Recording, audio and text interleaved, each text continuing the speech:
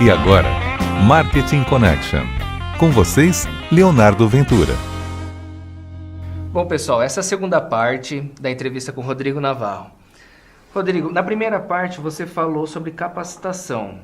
Ainda vale a pena ir realmente lá para fora, fazer um MBA, para ter realmente relevância no currículo? Ou aqui no Brasil você já consegue ter já uma boa notoriedade em cima de algum assunto? Então, pegando aquele gancho da complementação, ou da complementariedade que nós falamos na primeira parte, hoje você tem outras formas, além dessa, de sair para os Estados Unidos, para a Europa, ficar lá 1 ano e meio, 2, fazendo um MBA fora. Claro que isso é super relevante, porém, tem questões envolvendo recursos, né, custos e questão de tempo. Hoje a gente vive num mundo muito corrido, então não é todo mundo que pode, vou parar aqui e trabalhar, tirar 2 anos sabáticos para poder estudar lá fora e voltar. Tem que ter mínimo um berço. E grana e tempo, né? Mas hoje, com as tecnologias que nós temos disponíveis, está cada vez mais comum 2 aspectos aí. Primeiro, você ter cursos à distância. Então, você tem muitos cursos online, cursos híbridos que você assiste online ao vivo, cursos gravados que você pode interagir a posteriori com aquele palestrante, aquele professor, e também a questão de cursos de curta duração. Então, você mencionou lá a experiência em Harvard, né? Então, eu tive a experiência de fazer esse curso de curta duração 1 semana em Harvard e tive outro também na London Business School.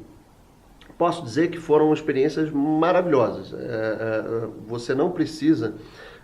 tem que conhecer, né? Mas você não precisa ficar lá 1 ano para sentir o clima, né? E já dizem que quando você entra em Harvard, você já fica mais inteligente. Né? Você chega lá, né? Você já se sente mais inteligente. Mas você sabe que isso é verdade? O meio, né? Você chega lá, vai num café, tá o sujeito lá lendo 3 livros. Você vai lá no campus, tem alguém sentado lá lendo 2 livros. É uma situação onde você fala, tem que ler um livro também, e você vai lá e... Então, contagia, né? É um círculo virtuoso. Então, esses cursos de curta duração são bem interessantes, selecionados, e também, não só de curta duração, mas também os cursos online. Hoje você tem essas próprias instituições, né, de Harvard, ou London Business School e várias outras, que promovem seus cursos à distância, que é uma boa alternativa. Tem custo, alguns são até gratuitos, né? A própria FGV aqui no Brasil tem isso também. Você tem cursos gratuitos da FGV, você tem cursos de curta duração, e o que eu tenho percebido nessa atividade acadêmica que eu venho desenvolvendo é que hoje o que o público está precisando, está buscando, são cursos de curta duração. Um dia compacto sobre aquele assunto. E nessa linha eu tenho desenvolvido também alguns cursos assim. Então, curso de estratégia, curso de negociação. Um dia. É claro que você não vai percorrer todo o conteúdo disponível num curso, por exemplo, de 1 mês. Mas você vai ter ali uma noção de vários temas que depois você pode aprofundar. Né? Eu acho que seria até interessante para quem está assistindo. Você sabe uma média mais ou menos de valor para você fazer um curso em Harvard, por exemplo? Olha, o nome é muito chamativo, então acho que... Você tem, por exemplo, esse programa de negociação, você tem, entrando lá no site, eles têm periodicamente várias turmas e tem um custo...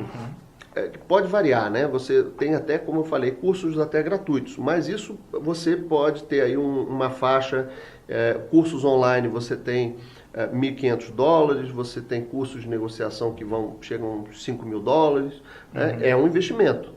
Esse de $5.000, ele é online também ou é presencial? Não, presencial. Tá. Então tem essa faixa, vamos dizer, de gratuito até alguns milhares de dólares, né?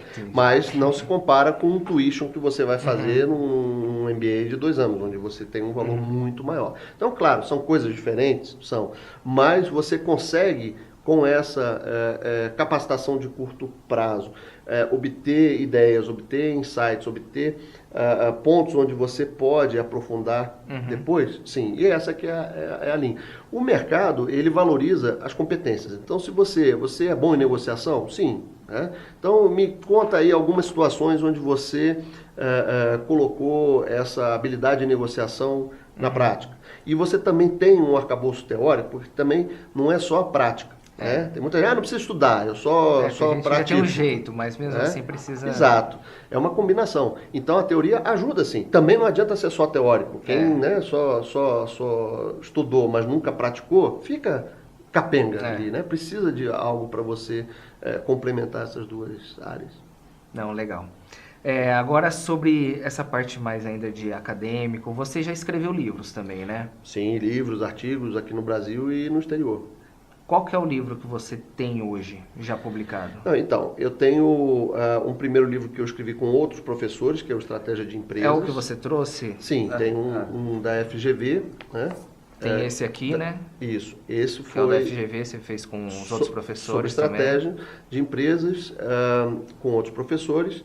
Isso foi em 2014 e daquela linha de aplicar conhecimentos a nichos específicos, tem o Relações Governamentais Estratégicas, que eu fiz como um pocketbook na primeira edição, isso, que é utilizado no MBA que eu coordeno na minha disciplina, e agora posso te antecipar em primeira mão que em janeiro de 2017 vamos ter a segunda edição, uma versão ampliada, né, desse livro. Então vai estar saindo agora uma publicação no Clube de Autores. Então se você entrar lá no clubedeautores.com.br, fazer uma pesquisa pelo nome ou por Relações Governamentais Estratégicas, você consegue esse livro. E o outro na própria... E vai ter e-book também, online? Também vai ter e-book. Em fevereiro sai o e-book. De novo, aquela história... mais fácil, aquela história da complementação. Você vai ter gente que prefere o livro físico, tem gente que prefere o e-book, então você tem que oferecer o que o público precisa, né? O público deseja. Legal.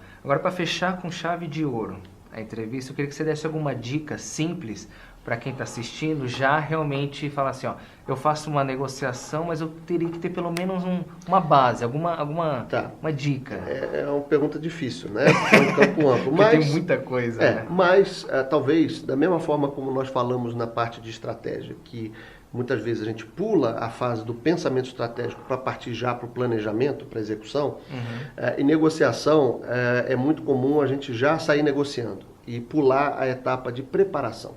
Então, eu poderia dizer uma sugestão, uma recomendação se preparar bastante antes. Aquela, por exemplo, ter um plano B, eu não vou pensar no plano B só quando a negociação está no final e não deu certo. Ou quando eu estou vendo lá no meio da negociação que não está caminhando para um lado que eu gostaria. Esse plano B, ele tem que ser pensado antes da negociação começar. Né? Como é que eu vou me postar perante o meu... interlocutor. Então tem toda uma parte aí de postura, de comunicação interpessoal, que só isso aí já é um outro mundo que vale a pena ser estudado à parte, mas faz parte da preparação também. Então, assim, dica número 1, prepare-se. Pense muito bem, né? Antes, já tenta fazer um cenário de como seria aquela negociação. Isso. Porque você já começa a entender e se colocar no lugar do outro. E até falando em cenários, não um cenário só. Normalmente quando a gente fala de cenários, a gente faz um cenário otimista, um pessimista e um conservador. E normalmente escolhe aquele que é mais conveniente para a gente. Entendi. A ideia é você ter múltiplos cenários, fazer o que a gente chama de um planejamento por cenários. Então, nessa fase de preparação, vários cenários. E se tal coisa acontecer? E aí você vai ver que muitas vezes, mas isso não vai acontecer. Não, mas e se acontecer? Mas... é muito difícil. Ok, mas e se acontecer? Você vê que é uma resistência para você pensar dessa forma. Tem uma possibilidade, então você tem que... E aí você já pensou com calma que se aquilo acontecer, e quantos fatos aí estão acontecendo, pega o ano de 2017 que não se imaginava, não é? Exatamente. É isso aí. Legal. E você também falou sobre a questão de como o comportamento também pode influenciar na negociação. Sem dúvida. Então isso é realmente também um ponto para ser estudado e você prestar atenção em questão de postura. Às vezes só de você cruzar os braços já pode ter uma imagem negativa. Perfeito. Não só na sua postura, como também essa leitura da comunicação não verbal no outro. Então se você está conversando aqui num talk show e a pessoa está toda assim, dessa forma você já inibe. Então você ter uma postura mais aberta, isso funciona muito. Inclusive na própria negociação. Então você pensar isso antes na fase de preparação, como é que eu vou me portar, como é que eu vou me vestir, como é que eu vou falar, como é que eu vou me comportar se a situação caminhar para esse, né, desse jeito, se caminhar para esse outro jeito, isso é muito importante. Legal. Muito obrigado pela sua presença. Obrigado. Eu agradeço Parabéns. mesmo. Bom, o vídeo acaba por aqui. Essa foi a segunda parte da entrevista com o Rodrigo Navarro. Se alguém quiser entrar em contato com ele, vai ter um link do LinkedIn dele também na descrição. Ele faz palestras, workshop também. Perfeito. Se gostou do vídeo, curta, compartilha e até o próximo vídeo.